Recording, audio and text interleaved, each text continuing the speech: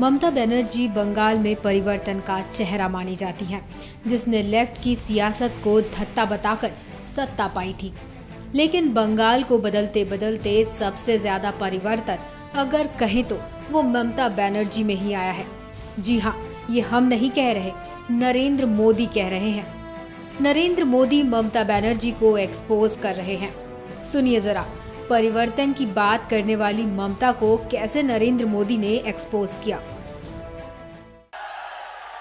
दीदी, आप जो परिवर्तन कह रही थी, वो आप ही में आना था क्या? कि बंगाल में आना था? नानी, ये परिवर्तन कहां आना था?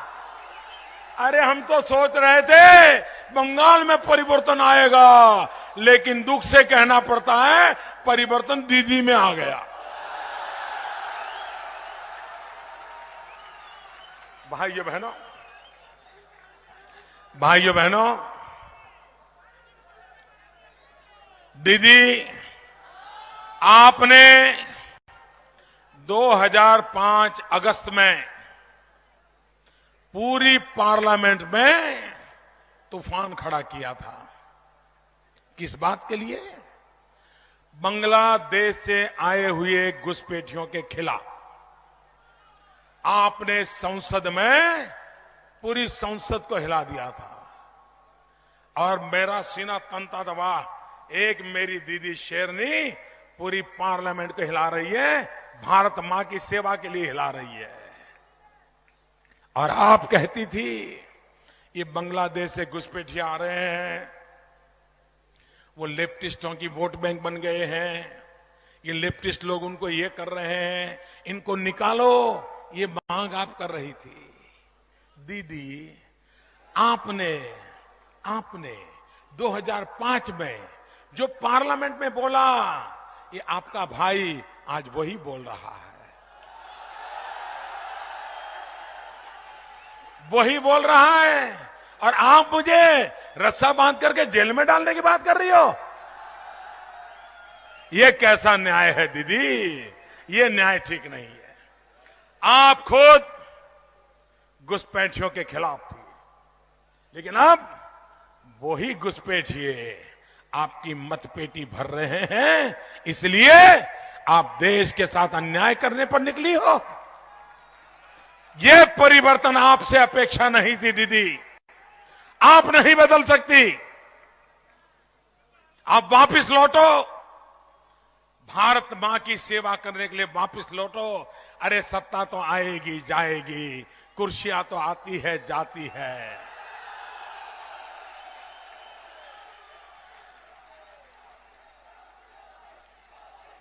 भाइयों बहनों, भारत सरकार के एक मिस्टर सईद करके एमओएस हुआ करते थे। उन्होंने बांग्लादेश के घुसपैठियों के लिए क्या कहा था? लेफ्टिस्ट हिंदुस्तान के होम मिनिस्टर थे इंद्रजीत गुप्ता, वो बांग्लादेशियों के घुसपैठ के लिए क्या कह रहे थे?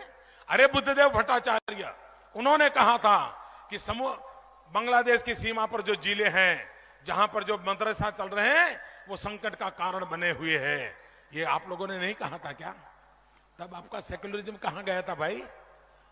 और आज मोदी मोदी मोदी करके चिल्ला रहे हो। ये सारी बातें एक समय आप बोल चुके हो।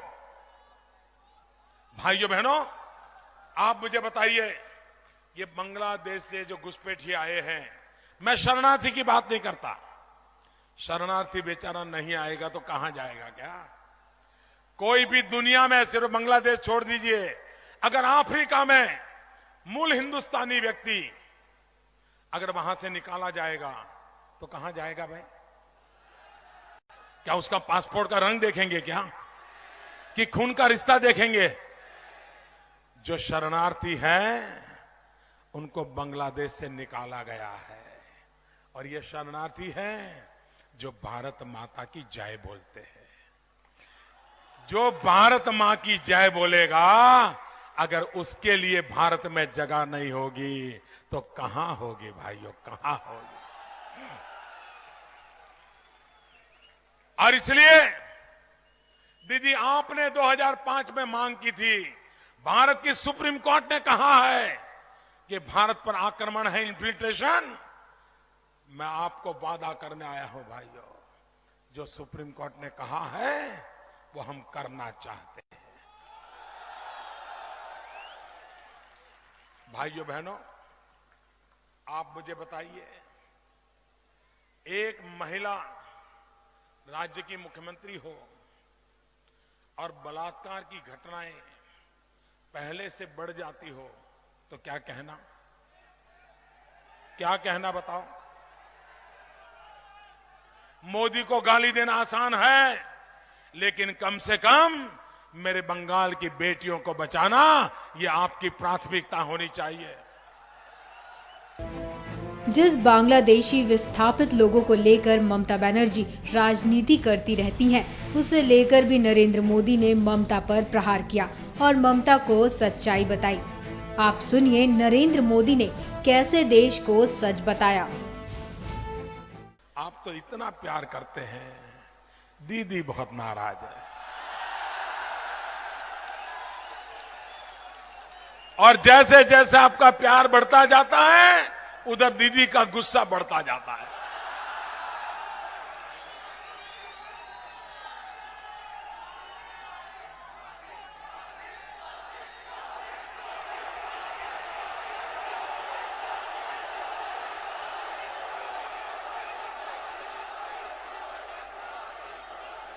दीदी को इतना गुस्सा आया है, इतना गुस्सा आया है कि दिन में 200-500 बार तो मुझे याद करती है। आधा भाषण मोदी को समर्पित होता है।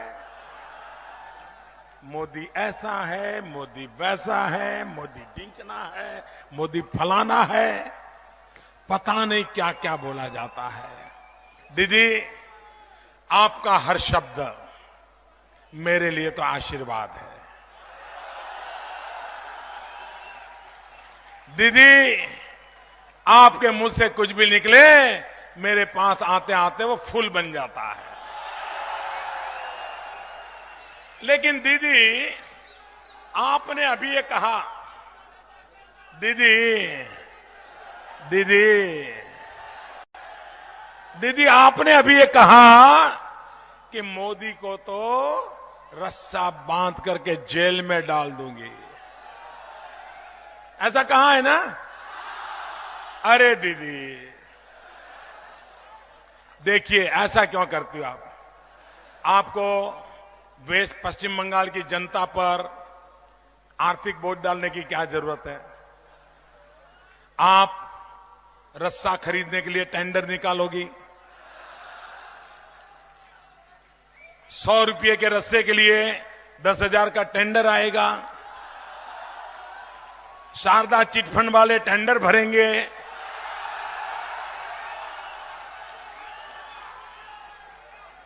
फिर रस्सा आएगा, फिर वो रस्से की क्वालिटी रिजेक्ट होगी, क्योंकि मोदी को पकड़ना है ना, तो फिर दूसरा टेंडर निकलेगा, तो 10,000 का रस्सा आएगा, पश्चिम बंगाल की जनता को नुकसान होगा कि नहीं होगा?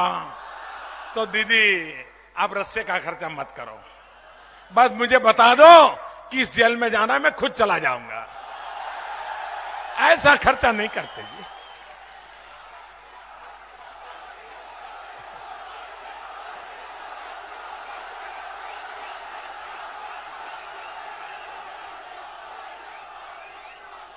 और यहां आया हूं, और आज ही मेहमान बना लेना है तो मैं मौजूद हूं। और मैं भी बताऊं, मैं बंगाल की जेल में रहूंगा तो पहला काम करूंगा बांग्ला भाषा सीखने का। इतनी प्यारी भाषा है, इतनी प्यारी भाषा है, बांग्ला संगीत इतना प्यारा लगता है, मेरा तो नसीब खुल जाएगा। लेकिन पता नहीं है, अब दीदी नहीं रखेगी मुझे, उसको चिंता होगी कि मेरी जेल का खाएगा और मेरी भाषा सीख जाएगा। भाइयों बहनों, क्या राजनीति ऐसी होती है क्या? देश ऐसे चलता है क्या? अरे हम देश के जवानों के लिए क्या करेंगे, देश की महिलाओं के लिए क्या करेंगे? आप मुझे बताइए।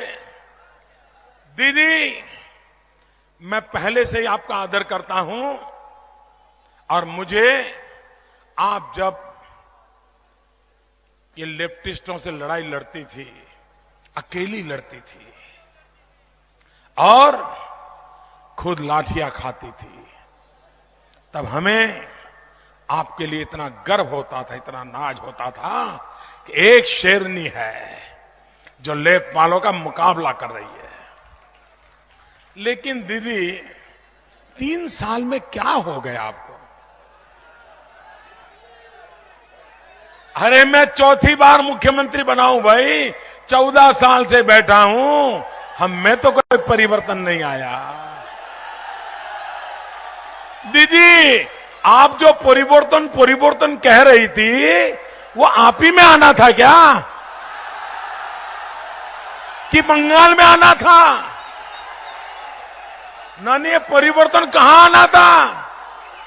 अरे हम तो सोच रहे थे बंगाल में परिवर्तन आएगा, लेकिन दुख से कहना पड़ता है परिवर्तन दीदी में आ गया। भाइयों बहनों,